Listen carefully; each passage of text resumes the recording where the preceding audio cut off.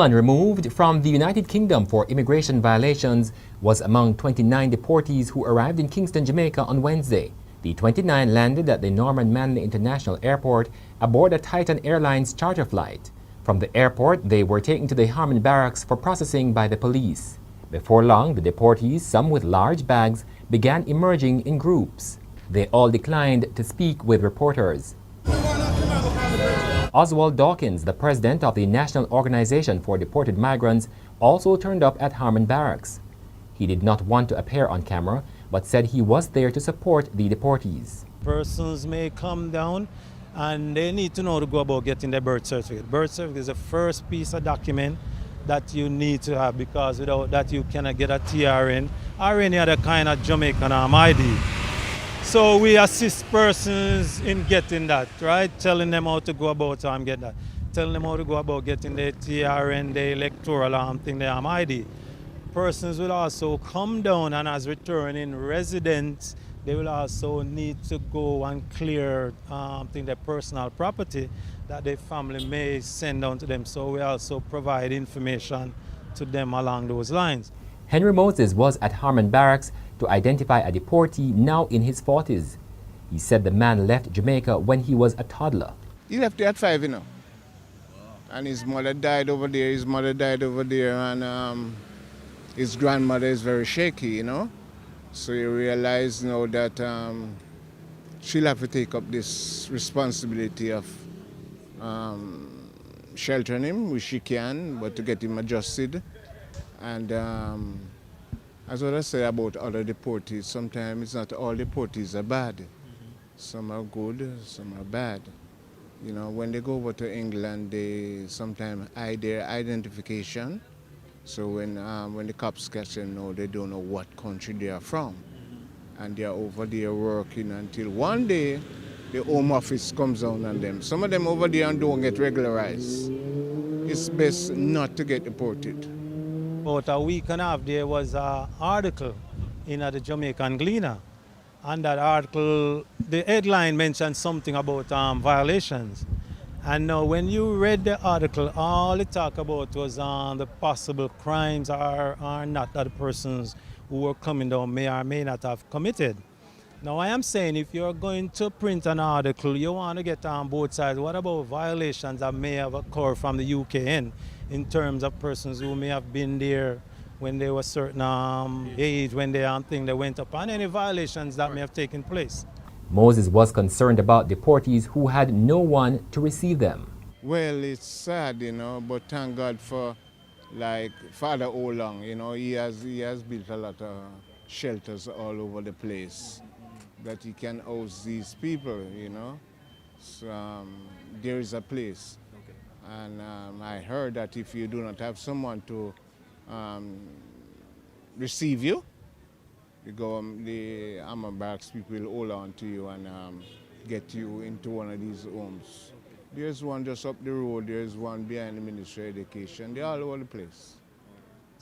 We are not counselors, but we also provide counseling to those the persons, and also the family members. So in a nutshell, we provide what we call support services. The reintegration of deportees has long been a concern in Jamaica. Damian Mitchell for the Gleaner Online. Everyone, I hope you are doing well from wherever you are watching me from. I want us to talk about this situation. So many Jamaicans were deported from the US, from the UK back to their countries. Others claimed there was no absolute reasons. There were charges that were pressed against them. Then it was used as an excuse of deporting them back to Jamaica. And others have not even been to Jamaica. Yes, Jamaica is their motherland. It's the country of originality.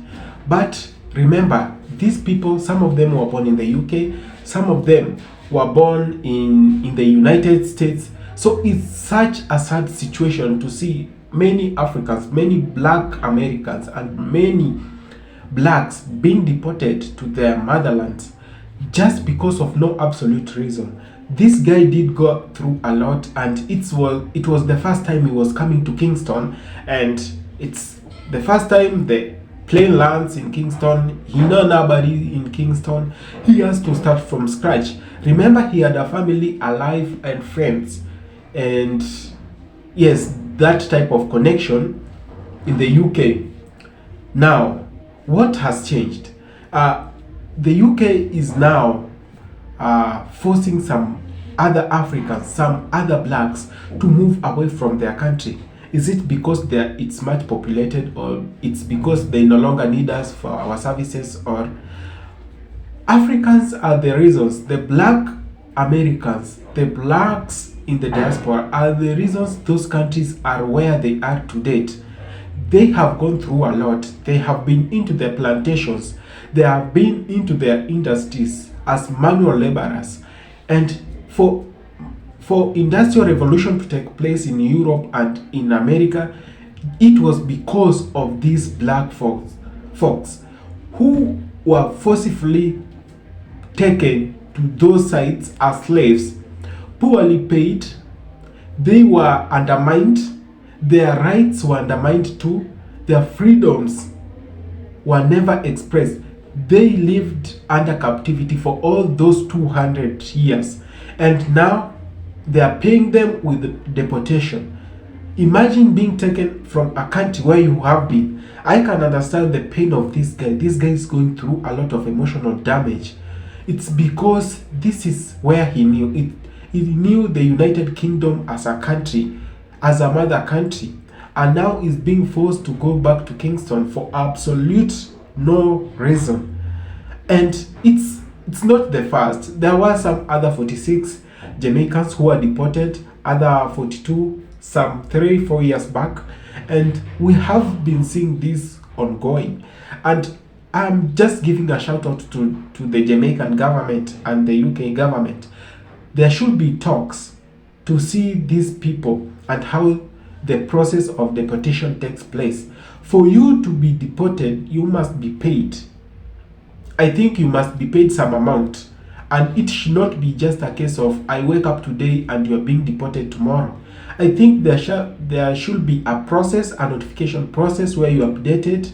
You are given a deadline, maybe 2 or 3 years. We won't need you in this country, and it's for this and that reasons. And if this happens, if it happens the way I'm thinking, then most blacks won't be having a problem from moving from those countries, because they'll actually be aware you are being deported. You are going back to where your ancestors came from. So there will be that preparation, financial preparation, I mean, and so many other connections will be made, so many other links. Let me know whatever you think of this video and so many other things that are happening of the sort. Please leave a comment, and if it's the first time you're coming across this channel, do not hesitate to subscribe, like, and share this video. Thank you so much, my Jamaicans files from Ghana and from the United States. A big shout out to you. See you.